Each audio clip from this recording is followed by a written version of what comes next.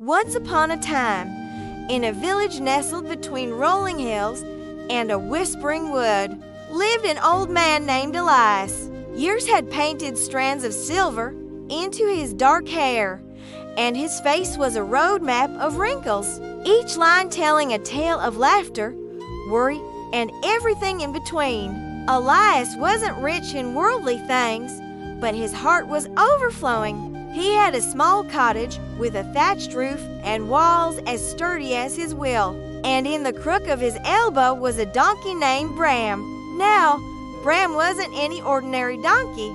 Sure, he had the long ears and sure-footedness of his kind, and his coat was the color of sun-warmed hay. But what set him apart was a small silver bell tied loosely around his neck. It wasn't there to keep him from wandering, for Elias knew Bram would never stray far. No, it was because the gentle chime of the bell filled the lonely spaces of Elias's simple life. You see, they were two halves of a whole. Elias would speak to Bram as if he were another human soul, telling him stories of his youth, dreams long past, and wishes for days he knew might never come. And Bram, well, he listened not with the ears of a beast, but with the heart of a friend, his large, soft eyes blinking slowly, understanding in ways only creatures of pure heart could. Time flowed like the nearby river, steady and constant. Seasons turned, painting the leaves in fiery hues and shrouding the fields in white blankets of snow.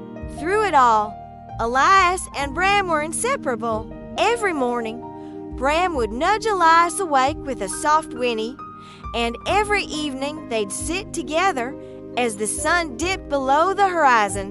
Then, one stormy evening, the village healer was called to Elias's home. The next morning, the bell on Bram's neck rang out alone. Elias was gone. Bram waited by the old oak where they always met.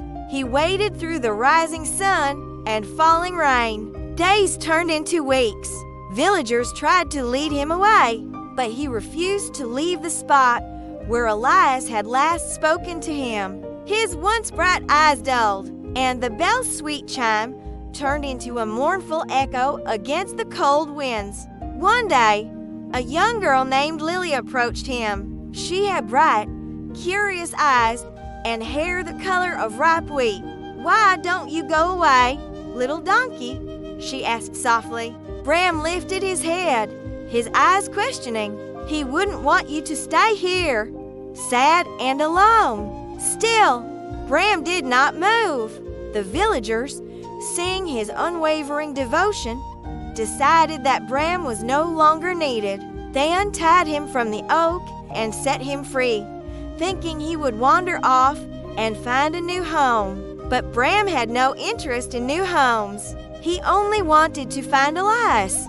Thus began Bram's journey. He traveled across green meadows and dusty roads, through villages bustling with life and abandoned ruins that whispered of forgotten days.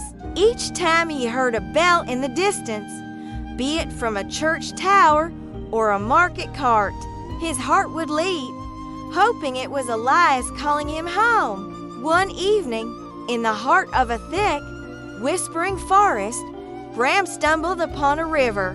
On the other side stood an old man, sitting silently, staring into the water. Bram's heart raced. Could it be? Was it Elias? With all the strength he had left, Bram crossed the river, nearly swept away by the current. Soaked and shivering, he approached the man. But when the figure turned, Bram saw it was not his beloved friend. It was a stranger, equally lonely, equally lost. The man looked into Bram's eyes, and for a moment, something passed between them, a silent understanding of sorrow. He reached out a trembling hand and touched Bram's soaked fur. "You've lost someone too, haven't you?" he whispered. Bram nodded, tears welling up in his eyes. He nuzzled the man's hand, finding solace in the shared grief. The man, whose name was Thomas, had lost his son many years ago. The pain of absence had etched deep lines on his face and made his once bright eyes cloudy with sorrow.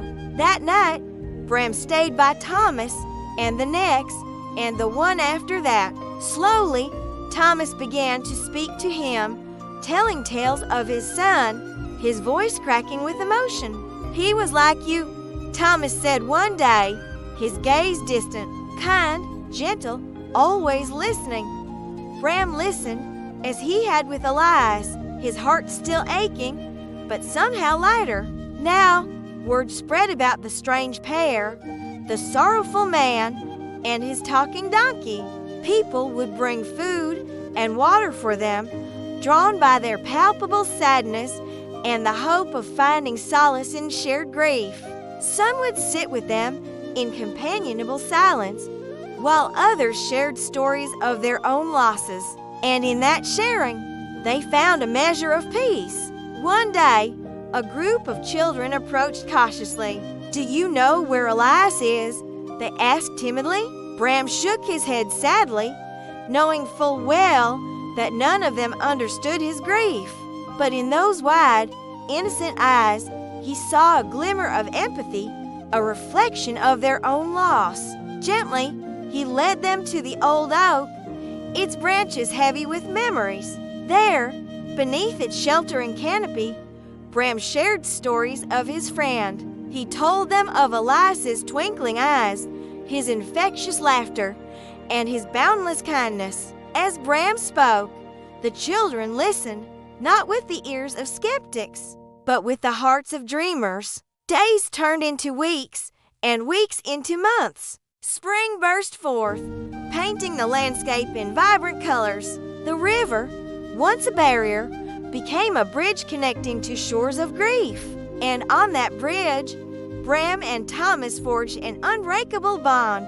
They understood each other without words, their shared sorrow a silent symphony. One day, Thomas turned to Bram. "We should go to the riverbank," he said, his voice hoarse with emotion. "It's been so long since I've seen the river." Bram nodded, his eyes shining with understanding. As they reached the familiar clearing, a wave of bittersweet memories washed over them. Here, under the shade of the ancient oak, they had shared their stories, their fears, and their hopes. Here, amidst the whispering reeds by the gurgling stream, they had found solace in shared silence. The river sparkled in the sunlight, its surface a mirror to the vast expanse of the sky. In its depths, Bram saw not just flowing water, but a reflection of himself, of his journey, his loss, and his enduring spirit. He dipped his muzzle into the water, feeling the coolness on his tongue. A sense of calm, of completion, seemed to wash over him. Thomas watched him, a sad smile gracing his lips. "Are you happy here, old friend?" he asked softly. Bram nudged Thomas's hand, his eyes shining with gratitude. Then, as if understanding the unspoken question in Thomas's gaze, Bram turned and walked towards the path leading away from the river. Thomas followed, his steps slow but purposeful. When they reached the edge of the forest, the sun was beginning its slow descent, painting the sky in hues of orange and purple.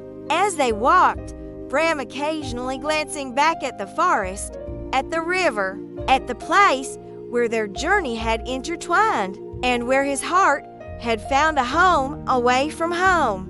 He knew, with a certainty that transcended words, that Elias was at peace, and somewhere, somehow, their paths would cross again, perhaps in a field of stars or in a meadow of dreams. Until then, Bram carried on, his bell still chiming, a melody of remembrance that echoed through the twilight years. And so, Bram and Thomas walked on, their figures silhouetted against the setting sun, their footsteps a testament to their unbreakable bond, a bond forged in the fires of loss, tempered by the waters of grief, and illuminated by the light of friendship that even the darkest night couldn't extinguish.